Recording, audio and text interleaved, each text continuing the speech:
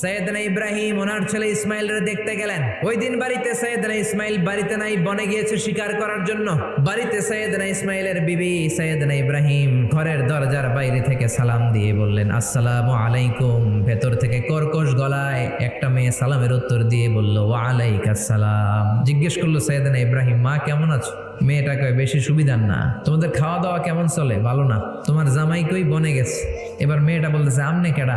সৈয়দনা ইব্রাহিম বলে, আমি কে চিনবা না? স্বামী যখন বন থেকে ফিরবে তোমার স্বামীর একটা সালাম দিবা, বলবা ঘরের দরজার চৌকাটটা যেন তোমার স্বামী পাল্টে দেয়। এই কথা বলে ইব্রাহিম চলে গেলেন। ইসমাইল আসার পরে বিবি বলতে আরম্ভ করছে, দুপুরবেলা একটা বুড়া আইছিল। বুড়া সৈয়দনা ইসমাইল বলে, কোন বুড়া আসছে?